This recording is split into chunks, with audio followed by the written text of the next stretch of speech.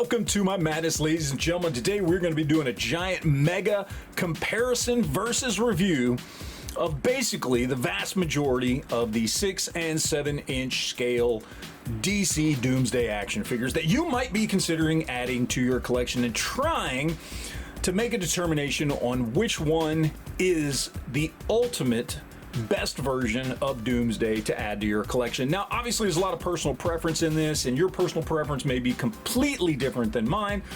So I want to try to keep this as unbiased as possible, and we're going to be basing these on 4 basic criteria, that being scale, sculpt and paint, articulation, and last but certainly not least, price. And I think price is one, when it comes to a lot of these figures here, that ends up being a pretty big determining factor, because a few of these figures are pretty damn expensive, and that can either lead you down the path of really being able to only choose one of these, or choosing one of the ones that isn't quite as expensive to add to your collection. Now, I will say that out of what we've got here, I obviously have my own personal favorite, and we'll just kind of get that out of the way now, because of the fact that what we're dealing with here is we've got a Mattel DC Superheroes Doomsday, we've got a DC Icons Doomsday, DC Direct Doomsday,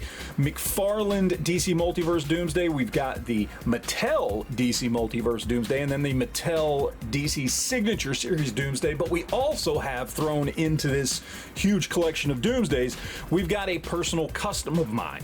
Now, the reason I wanted to compare that one is not just because it's a custom of mine, and honestly kind of happens to be my personal favorite, but that's because I put the work into it, but also because I think it is the type of custom that is very, very easy to do, even for somebody who doesn't maybe do a lot of customization themselves, and you can do it honestly for cheaper than half the other figures that are sitting here. So I wanted to at least throw it into the running as an option in case that's something you were willing to do. But before we get too far into the comparisons on the individual criteria, I did want to go ahead and just talk a little bit about each figure. Now, first up, we've got the DC Superheroes version of Doomsday. This is a great figure. This is, I believe, one of the first more fully articulated 6-inch scale Doomsday figures we ever got. I think, in fact, everything before this was probably 5 to 7 POA and probably more of a 5 to 5.5 inch scale figure. Of course, this is pre-DCUC. I do believe this one was sculpted by the 4 Horsemen.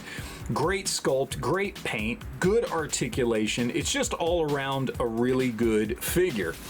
Now we'll go ahead and take a look at one of the more sought after Doomsday figures, of course, DC Icons. Now, this one is not my figure. In fact, out of all of these, this is the only one that isn't mine. I borrowed this from a friend of mine specifically for this video, Sith for Life. Go check out his YouTube channel.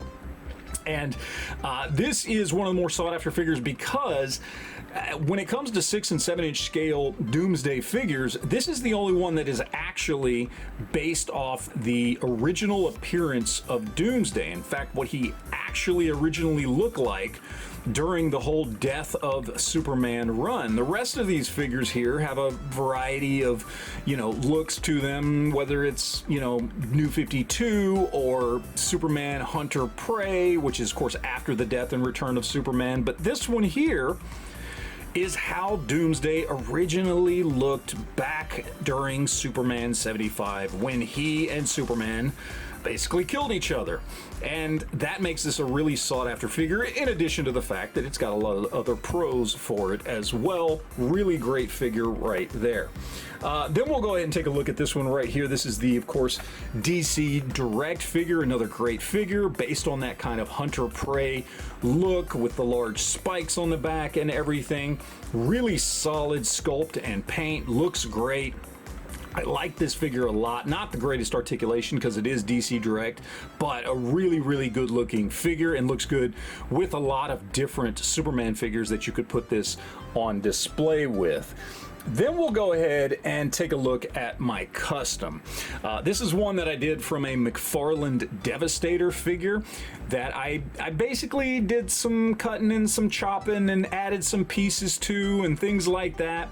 And I'll get into price and tell you what it actually costs to put something like this together, but it is actually a very affordable option when it comes to comparing it to some of the other options that we have here. So it's actually not that bad, and if you're willing to put in just a little bit of work, you can have a really, really cool Doomsday figure. But yes, this was the Devastator from the McFarlane 2-pack, but I think it does work really well as just a standard Doomsday with a little bit of effort. Then, of course, we get to the DC Multiverse from McFarlane, New 52, what I like to call Doomsday Karen.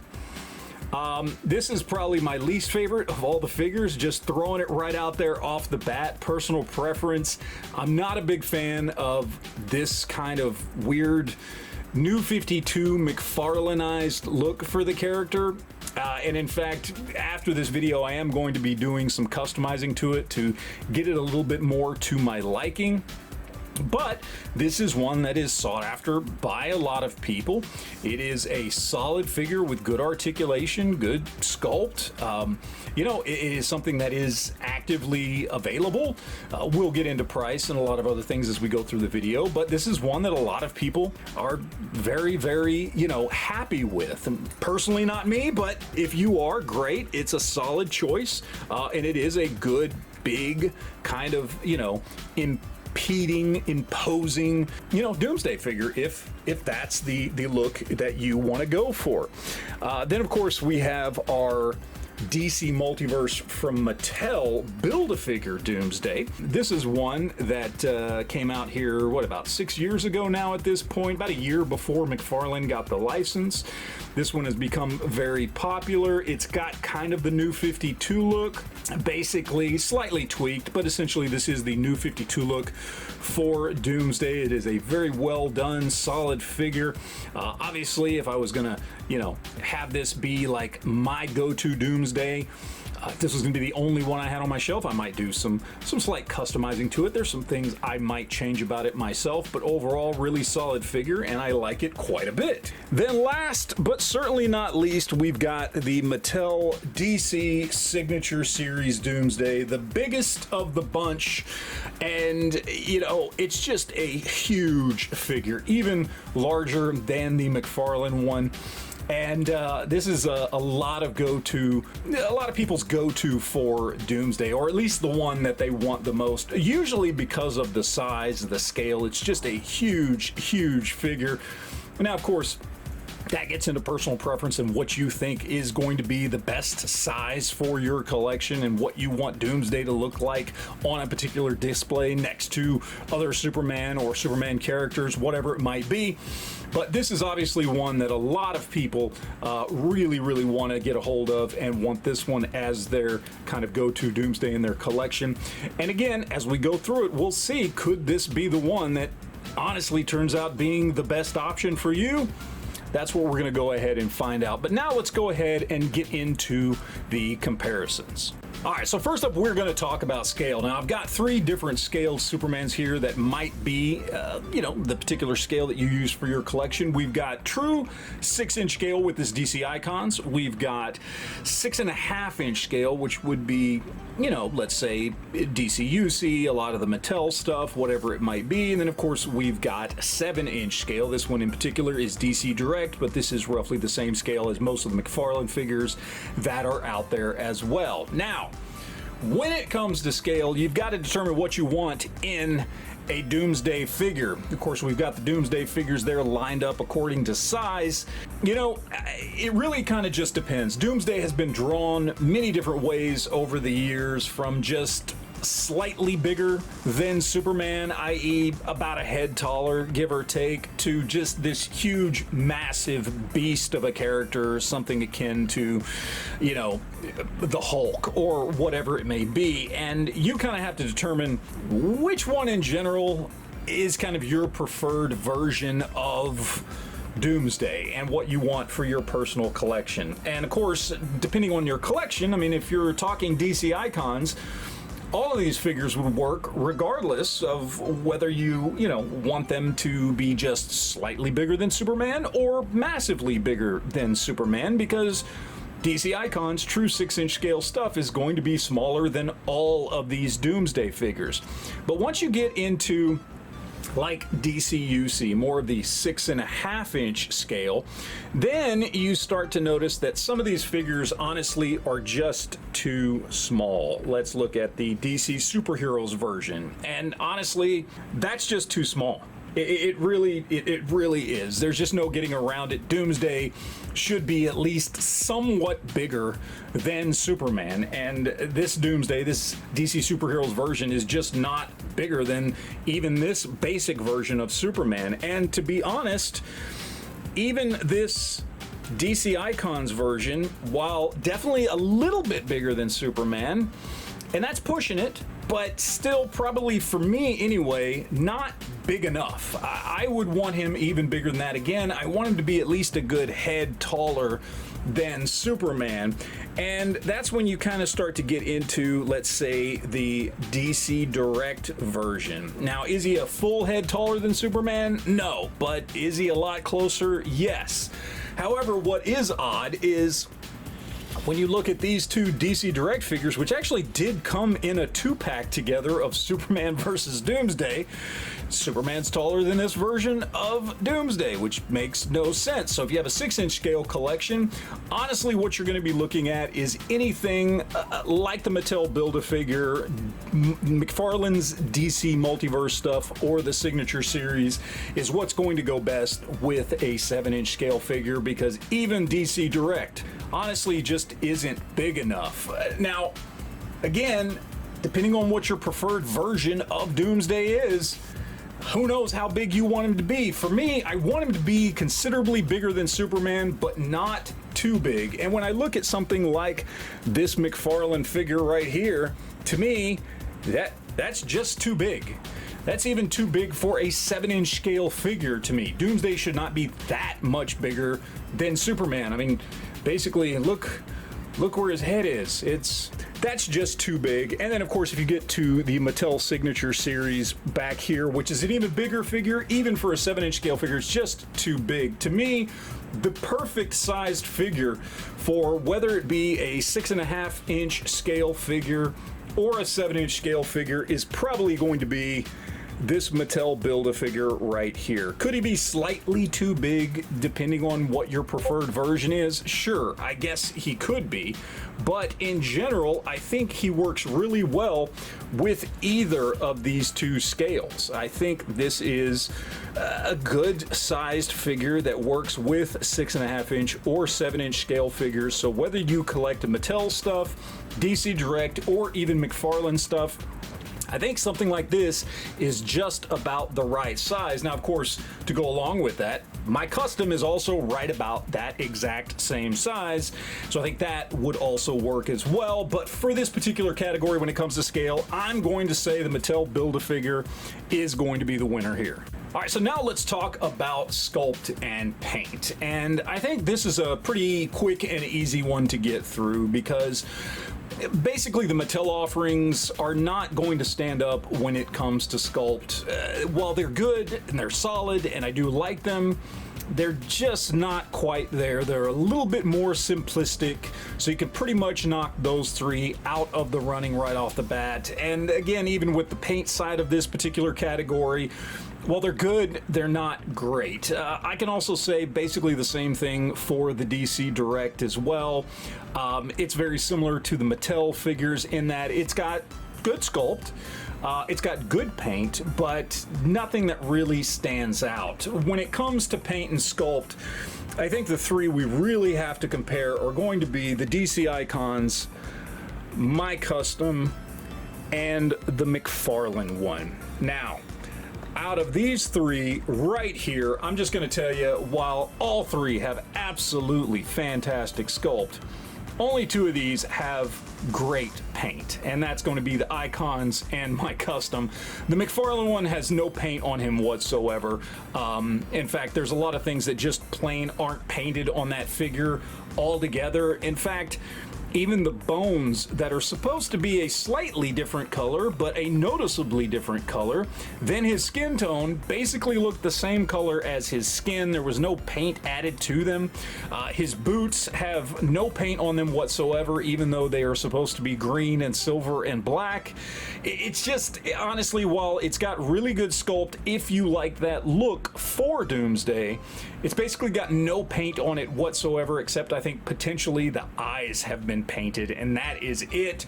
So for that reason, we're going to go ahead and take him out of the running, leaving my custom and the DC Icons. So it comes right down to it, trying to compare these two. It's really difficult, and the reason I say that is because this thing is painted damn near perfectly straight from the factory. This is just a picture perfect paint job.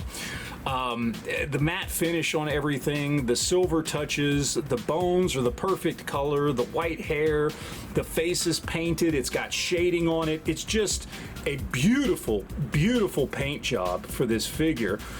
However, the paint job that I was able to do on my personal Doomsday kind of just does it for me. To me, that one is perfect as well. And so in this category, I'm going to go ahead and call these a draw. You may disagree. I get it. One's a custom. I could paint it how I wanted.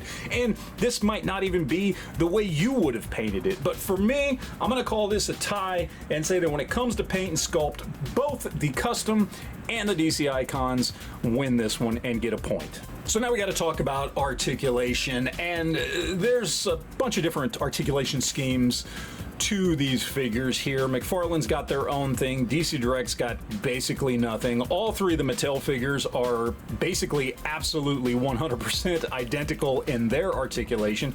And then the DC Icons is wholly different, right? It's a completely different type of thing. We can knock the DC Direct one out of the running right off the bat. It's just basic articulation, something akin to something you would have picked up 20 or 30 years ago. I believe it's 9 POA at best.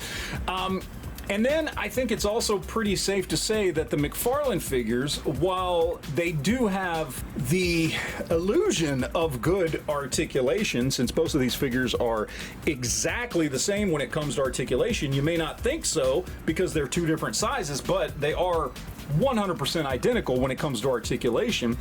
And you start to look at things like the fact that this is as far up as this arm can come, or the fact that with these single jointed knees, that is as far up as the knee can go. And yes, it's got decent ankles, but still not great. He can bend over okay and bend back okay, but that's really it. And obviously that's not the only thing you want to take into consideration when considering articulation. Head is on a ball joint, which is nice, but honestly, it kind of pales in comparison to the articulation you get with either the DC Icons or any of the Mattel figures, as I try to stand him up and he doesn't want to. The DC Icons version has got really good articulation. He does have double jointed knees, which come up really nice. Now, he does only have single jointed elbows that don't come up hardly at all, and that is obviously one weak point, but he also has bicep swivels, which the McFarlane figures don't have, and he has thigh swivels, which the McFarlane figures don't have either. He's also got a decent ab crunch that goes forward and back more so than the McFarlane figures, although not great compared to other figures out there, still really good. And he's actually got drop down hips. So he's definitely a step up from the McFarlane figures. But honestly, the three Mattel figures, which all have absolutely identical articulation, okay? They simply are the best, at least when it comes to this group of figures. And some people will say, well, what about I don't know. Double jointed knees of the DC icons. Yes, it has double jointed knees, whereas none of the other figures, including the Mattel figures, don't have double jointed knees. But honestly, that's the only piece of articulation, in my opinion, that is better on this particular figure than any of the Mattel figures. And yes, you've got things like swivel knees on the McFarlane figures, but is that better than everything else that the Mattel figures have when they have ball jointed heads, ab crunch, good hips that go straight out? We've got bicep swivels, thigh swivels. Yes, you have single jointed knees, but they're single jointed knees that actually come up slightly more than 45 degrees. And same thing with the elbows. They actually come up to 45 degrees, unlike some of the other figures like the McFarlane and the DC icons. So yes, while it doesn't have the best articulation scheme, whether it be this one, the Signature Series, or the DC Superheroes, when you put it all together with everything it does have, in my opinion, all the Mattels actually have better articulation than any of the other figures here. So for that reason, we're doing a three-way tie: DC Superheroes, DC Multiverse from Mattel, and Mattel DC Signature Series all get a point for articulation. All right, and finally, let's talk about price. And we're going to start with our DC Superheroes right here. You can pick this guy up, usually new in package, for around 30 bucks. You can find him on the secondary market. You can find him on eBay, Mercari. You can find him maybe at your local shop, things like that. Usually new in package around the $30 mark, making him pretty damn affordable. Not a great figure when it comes to scale with a lot of other lines, but certainly one of the more affordable figures that we have here. Now let's jump to the DC Icons figure, and this one, without a doubt, is the most expensive figure here. He comes in, if you can even find him by himself, because originally he only came in a 2-pack. So if you can find him out of the 2-pack by himself, he's usually in the $150 to $175 range. And if you want the 2-pack, you're probably going to be paying closer to $225 to $250 just to get that 2-pack. And if all you want is the Doomsday, that's a lot of money for that guy right there. Now, DC Direct, again, much like the DC Superheroes from Mattel here, he goes for around $30. He can hover a little bit less than that, a little bit more than that, but in general, we'll say around the $30 range, putting these two so far as the cheapest option. Then we'll get to my custom here. Now, when it comes to the custom, I got to do a little bit more explaining here on what we have here. Essentially, we have a Devastator figure, which you can pick up on the secondary market for about 25 bucks, sometimes a little bit less than that, depending on where you find him. Then, of course, we have the extra bone pieces that I actually added to him here, on his arms here, on his back here, that kind of thing. That actually came off of the McFarlane DC Multiverse Batman Hell Cycle, or Bat Cycle from Death Metal, or whatever that thing was called. I don't even remember what that thing was called. And I had one that I was doing a custom piece with to make into a Ghost Rider bike. I had the extra bone pieces, and I actually used them on this figure. But if you didn't want to do that, obviously that's about 20 bucks that you'll save right there. Otherwise, you can pick that bike up for about 20 bucks. Usually still new in package. That thing is not worth a lot of money. So if all you want to do is buy it for the bone pieces, you certainly could. Or you could just not add those bone pieces, or make your own out of random plastic, whatever you wanted to do. So let's say I've got about $45 into this as far as the parts that I actually had to buy between the motorcycle and the figure. And then I've got about $10 worth of materials and paint and finishing spray and things like that in it in my time. So I've got about $55 in this guy right here. To me, that's totally worth it. I love the figure. But you might not want to spend that much, in which case maybe the DC Direct or the DC Superheroes is the one for you. Then we'll go ahead and talk about the Mattel Multiverse Build-A-Figure. This guy usually runs in the $30 to $40 range, so he's a little bit more money than the DC Direct or the DC Superheroes version, but you can still pick him up pretty cheap. You can buy him in pieces, usually for, I mean, I see the pieces, legs, arms, torso, head, that kind of thing, usually for $5 to $10 a piece, or you can usually buy him whole again for around $40, give or take. Overall, he's very, very affordable, still costs less than most modern McFarlane, you know, deluxe figures or anything like that. You can still pick him up. Pieces are available. He's all over eBay, Mercari, local shops, all kinds of stuff. Very common, very available, and not very expensive. In fact, I've owned 2 of these, one of which I sent to a friend. One of them I paid about $40 for. The other one I only paid $25 for. So not an expensive figure to get a hold of, even if it is slightly more expensive than the DC Direct or the DC Superheroes. Then, of course, we get to our McFarlane, as I like to call Karen Doomsday here. And this thing runs like $100 and up. I honestly, to be completely 100% honest, don't know why.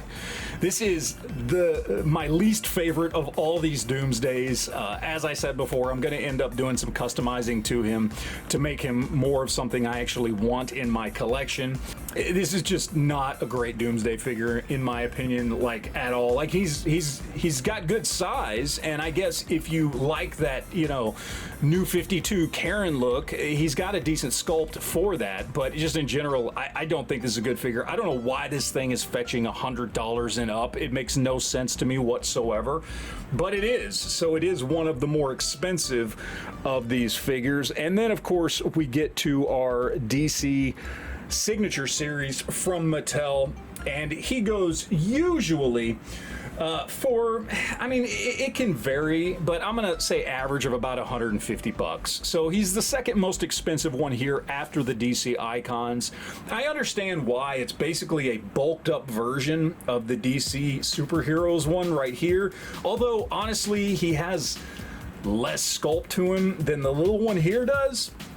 But essentially it is the same figure. It is the largest Doomsday figure you can get. He's got great articulation, and you know, it was a Signature Series version, which means there wasn't a lot of them out there and they were harder to get a hold of, and so I guess that's why he fetches a little more money all around. So great figure, I like it a lot, but obviously not the most affordable out of all of these. Now, what that basically comes down to, as far as I'm concerned, is basically you've got the tie when it comes to the best price figure here, and that's going to be the DC Superheroes and the DC Direct. They both get a point for this round, and that pretty much wraps it up for our top 4 criteria. All right, so to add up all our points here, essentially it comes down to this. The McFarlane Karen Doomsday gets 0 points. It did not win in any category whatsoever. Our custom here did actually win in the sculpt and paint department, so he gets a point. Our DC Direct gets a point for price, as does our DC Superheroes here gets a point for price. The DC Icons, because it just is great when it comes to sculpt and paint, gets a point there. But ultimately, the only figure out of all these, again, my personal opinion, that actually got more than 1 point out of any of these categories is the Mattel DC Multiverse Build-A-Figure. It gets a point for good articulation, and it gets a point for being, in my opinion, overall the best scaled of these figures. And then just for bonus points, I guess, it's also pretty close to being one of the cheaper ones here at only about $10 or more than the DC Superheroes or the DC Direct at about $40. So not only is it the best scaled, not only does it have great articulation, it's also not that much money either. So in general, I would say if you're just looking for overall the best Doomsday figure you can get without spending a lot of money, and you're going to get good scale and you're going to get good articulation and you're still going to get good paint and sculpt, if not the best paint and sculpt, the Mattel DC Multiverse Build-A-Figure is probably overall your best choice.